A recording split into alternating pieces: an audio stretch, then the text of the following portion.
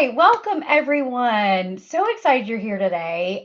We have had such great responses about the lives we've been doing. And so we came across a young lady who just went all in with her story about migraine. And I was like, I have to meet her. We're just going to go live. I want to hear her tell her story. So I'm actually learning more about her story live as you're learning. But let me introduce Charlotte to you. Charlotte, welcome to our live today. Glad to Thank have you. you.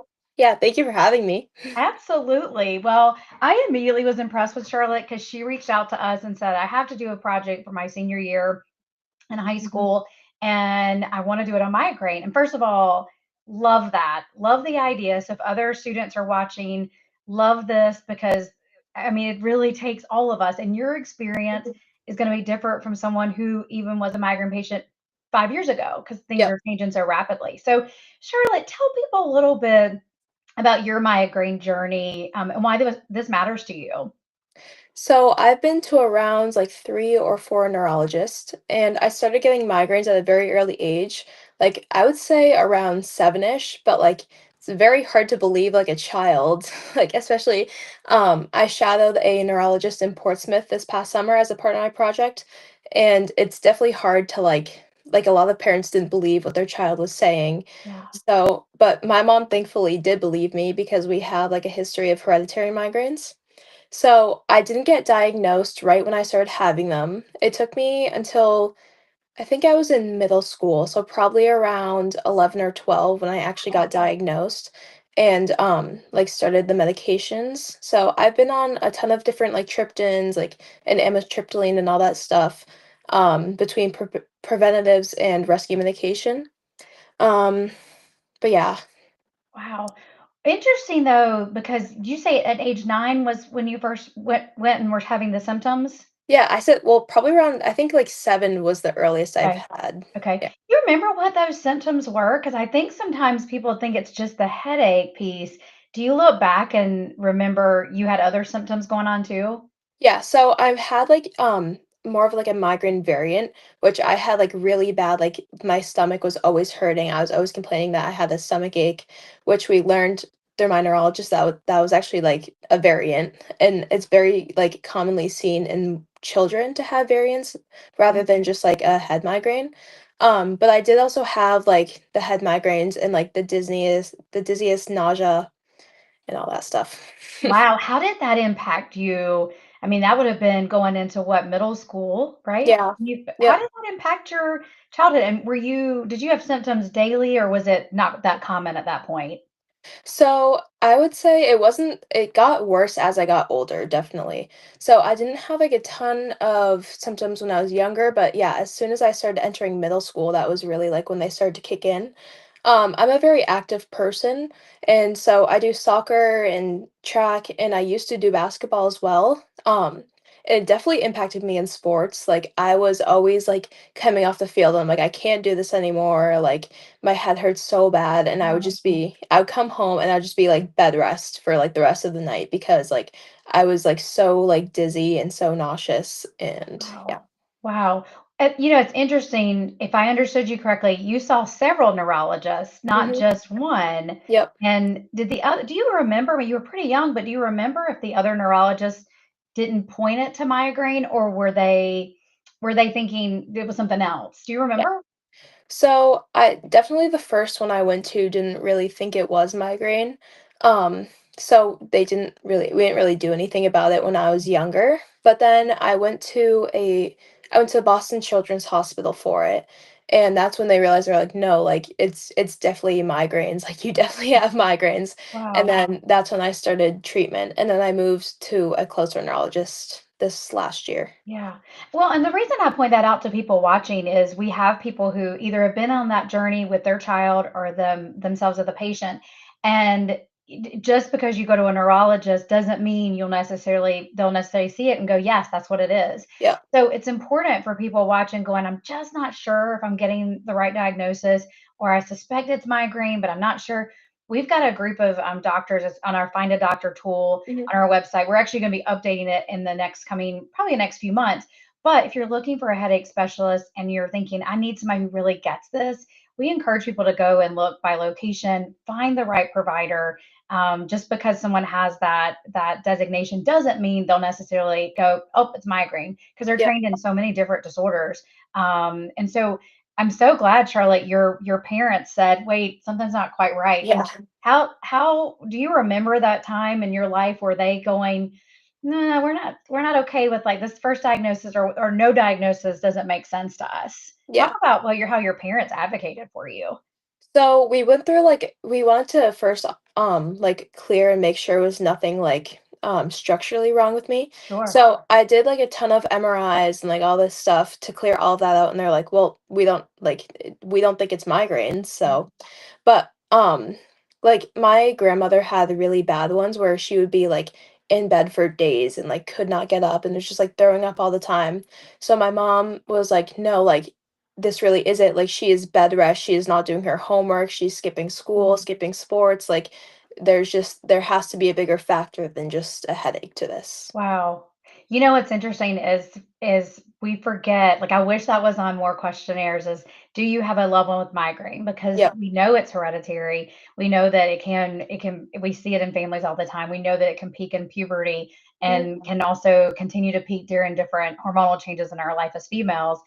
So kudos to your parents for Yeah. saying this isn't quite right. Let's keep digging. Mhm. And that's really what advocacy is all about. So I'm so thrilled about that. Yeah. Now, what do you think? You talked about your sports life, and Mhm. I think this is important. How did it impact your social life? So I feel like I've had to leave like a lot of like friend parties. Like I know I went to a Christmas party for my friend last year and I got a really bad migraine and I just felt so bad that I had to go. Like I Yeah, was so nauseous and it was just like ruining the party almost. yeah, And at that time I wasn't on any sort of rescue or preventative medications because they still like didn't think it was like migraines, but yeah, it clearly was. So like I didn't carry any with me or anything. So I just left and that has happened like a lot of times too. Like I'll be like, "Oh no, like I can't go. Like I have a migraine. I'm just going to stay home and like yeah, yeah. lay in my dark room." Sure, and I bring that up because we do know that, especially people I talk to that are, newly married or have kiddos, and they'll Mhm. say people don't realize how much this impacts your marriage, your social life, if it's Yeah. not well controlled. And I was thinking, we all think as a teenager, our social world is important to us, and so Yep. having that impact is something that's it's important for our growth, and it's also important for us to know that they're not alone in this. So Yeah. we were doing a webinar just last night on depression and anxiety, and we were talking about that this is a real brain disease. This is not Yeah. just a, oh, I have a headache. And so we keep preaching that same message to make sure people are getting that. What do you think other stigmas are? Are there other things you would say you've been stigmatized in where they're like, it's migraine? Like, Yeah. have you experienced that some? I think people don't really realize the severity of migraines a lot. It's like, "Oh, you have a migraine, like, you just have a headache." But, especially, like, an example of this was so I have a 504 plan for my migraines, so I can, Right. like yeah, so I can, like, leave school and stuff.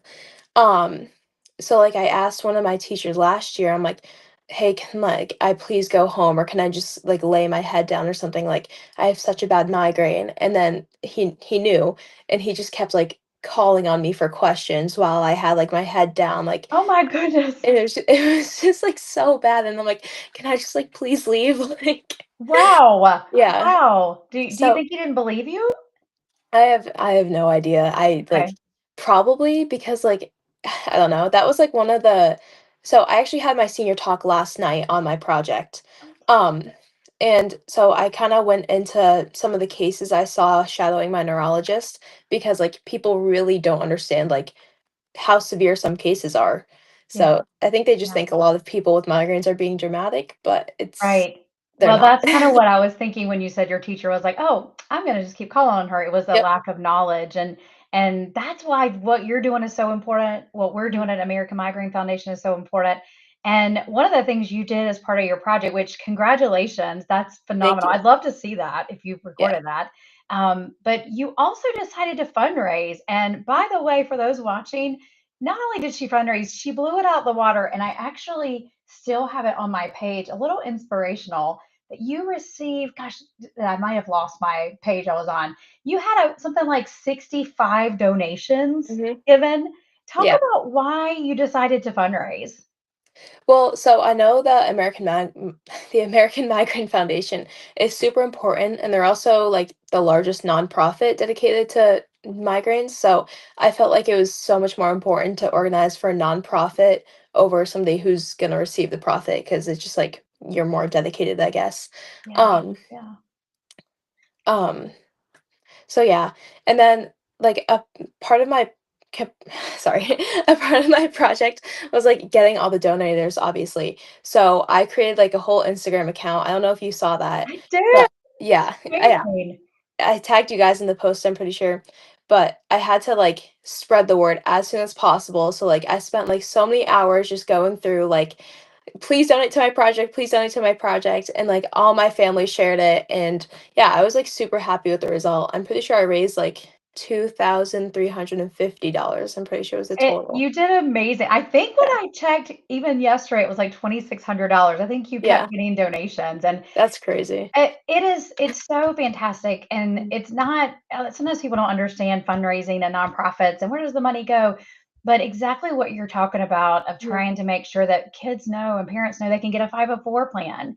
Yep. I love that you pointed that out. We've been talking about school and migraine this month, and that's so important. And look on the outside, you appear very healthy, you're vibrant, you've shadowed your neurologist, you've made Yeah. your senior project, you're doing all these different things, but you still have a 504 plan to be able to say, hey, I need some accommodations for Hmm. testing, or maybe if I have a headache, or maybe if it's a bad, if it's an off day. So I love that model that you have. I love the model that, and congratulations to your parents for raising such an amazing Thank young you. woman.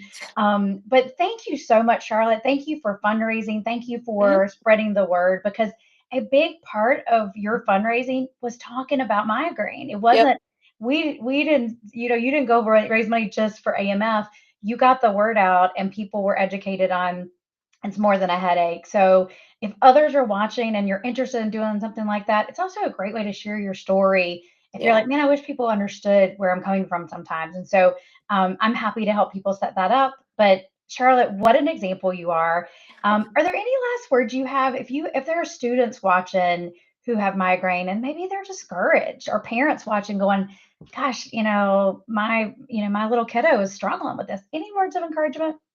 Yeah, so one of my main messages of my project last night was to like you can always like persevere through it. Like it's going to seem hard, but if you want it bad enough, like you just have to like push through it. And I know it's like easier said than done, but like how much you put into something, you will get out.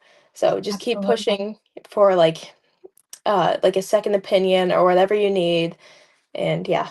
And advocating like you did at school by saying, "Hey," I'm sure that teacher was probably later educated or is now educated Yeah. on it was really something more severe. Charlotte, what's next for you in life? Are you going into medicine since you've been shadowing your neurologist? Yes. So I wasn't planning on going into medicine before, but like like shadowing my neurologist was just like so amazing and I loved everything about it. So I want to be a nurse practitioner and I think I'm going to specialize in neurology as well because it Awesome. was just so fun to like I really liked it. Like so That's amazing. I think that's one of the most brilliant educational moves nowadays, because you can do mhm, so much with that. And so we yeah. hope that you will go into headache medicine. Hint, hint. Mhm, And thank you, Charlotte. Thank you for being an inspiration to others your age. Thank you for all you're doing to spread the word and for raising funds as well for AMF. So thank you for joining us today, Charlotte. Thank you for those who are watching. We'll also put some information in the chat. And we've been talking a lot about 504 plans and mhm. education this month. So let us know your questions. We're happy to do a live on something that's one post as well. So reach out and let us know. Charlotte, thank you and good luck to you. Yeah, thank you. Thank you. Take care of everybody. Bye.